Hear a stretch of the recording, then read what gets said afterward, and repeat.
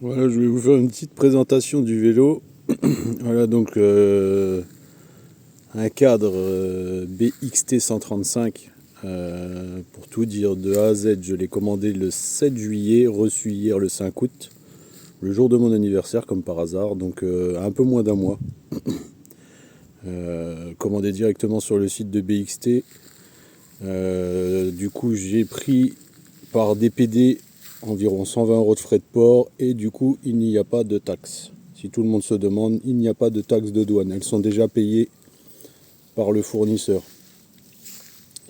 Le coloris c'est un green, alors c'est vraiment un vert d'eau nacré avec du noir brillant.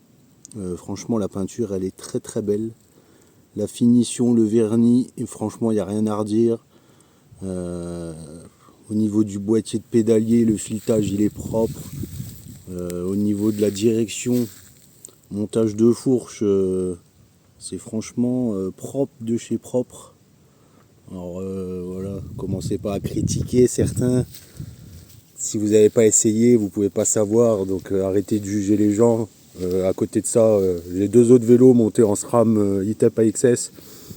C'est mes premières transmissions chinoises avec du wheel top Jex, réglage vitesse par vitesse, incrémentation directe avec le Bluetooth du téléphone. Franchement, il n'y a pas à redire. Franchement, c'est sûr, ça vaudra pas du SRAM, mais ça fait pas de bruit, ça clique pas. Franchement, c'est propre. Pour le prix, on se fait un peu assassiner quand même avec du SRAM, du Shimano et j'en passe. Sinon j'ai mis quoi? Un plateau de 40, j'ai du 38 également. Un pédalier Woozey, j'ai voulu tenter, 350 grammes, franchement les finitions aussi au top. Tout se démonte, l'axe. Quoi dire d'autre? La cassette, j'ai mis une 1044. C'est une cassette Goldix.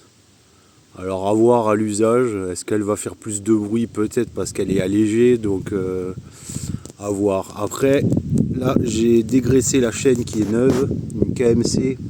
Je l'ai dégraissée, j'ai remis de la cire dessus.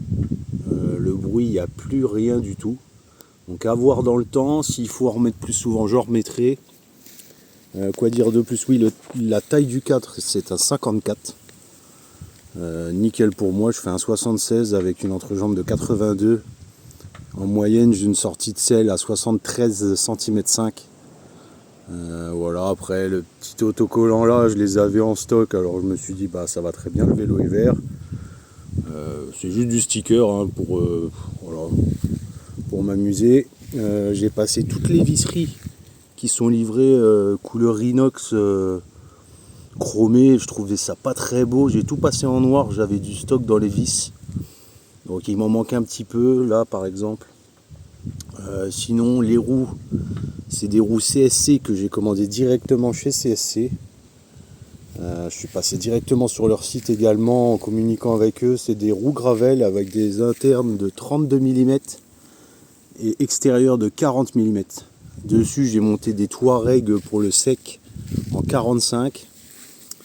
Le cadre accepte 47, à savoir que sur des jantes en 32 internes et des pneus de 45, je suis à 48, 47, 95. Donc pour moi, je n'irai pas plus loin parce que certains montent des pneus de 50, de tout ça, mais regardez les dégagements hein, sur le sec, ok. Mais si vous allez dans la boue, vous prenez une branche, un truc, salut. J'ai pas envie d'éclater le cadre, alors s'il y en a qui préfèrent ça, bah bonne chance à eux. Sinon j'ai déjà filmé, je sais pas si on le voit, j'ai déjà mis du Luke Shield, c'est du film protecteur déjà sur le tube principal. Je vais en mettre aussi sous le tube ici là.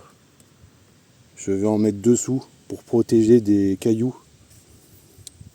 Deux petits porte-bidons carbone basiques de chez nos amis les Chinois, hein, sans marque, sans rien, très léger, 30 grammes je crois.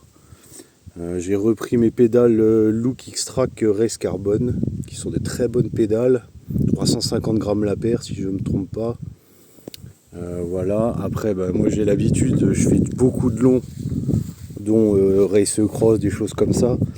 Je suis souvent chargé, je roule tout le temps avec ça.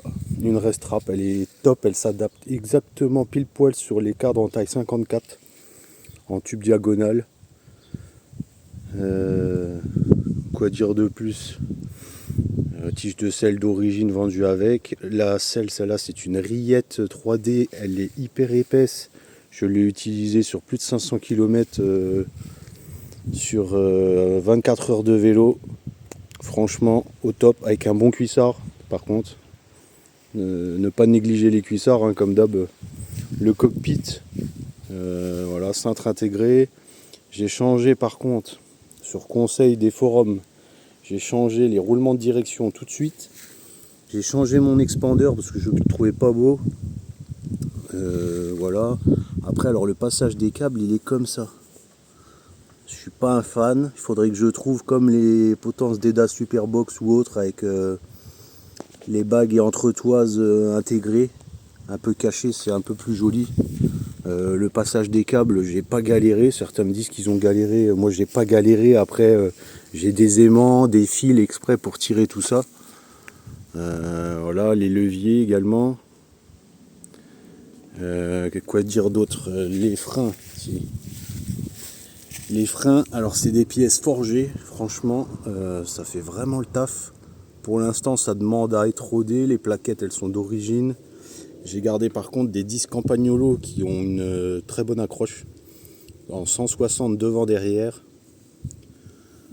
Et on est à peu près tout. On a fini un peu le taf. Voilà, derrière ça donne ça également, 160. Donc à tester maintenant, je vais l'emmener en vacances. Voilà, puis j'ai toujours une petite sacoche ici qui est pas mal. Ça tient une chambre à air, un multitool, 2 démonte-pneus, même une grosse chambre à air en 37-50 mm, ça passe. Le collier de selle, quoi dire de plus? Le collier de selle, il fait très bien le boulot, ça vaut pas le coup de le changer. Il est pas non plus moche. Voilà.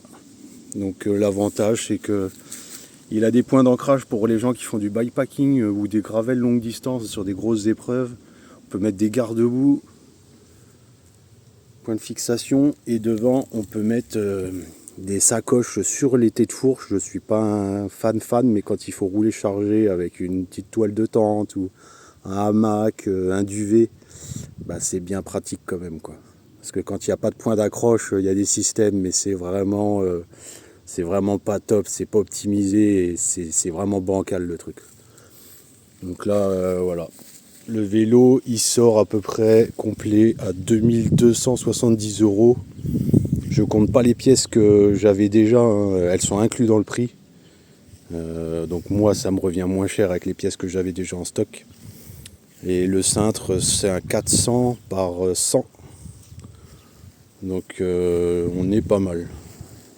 Et les chambres à air, oui, certains me diront tu mets pas de tubeless. Non, j'ai mis des chambres à air pour l'été. Quand je suis en entraînement, je mets des chambres à air et les tubeless, je les réserve quand je fais une grosse épreuve gravel avec vraiment du cassant, des cailloux, des branches, parce que en cas de crevaison, ça permet de réparer tout de suite, ça se colmate.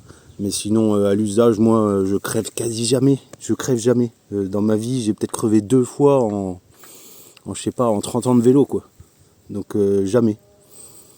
Donc je sais pas si c'est la technique ou est-ce qu'on met les roues, je sais pas. Que je sois sur route ou sur chemin, je crève pas. Voilà, donc le vélo, voilà, 2270 € tout complet monté pour 8 kg 4, disons.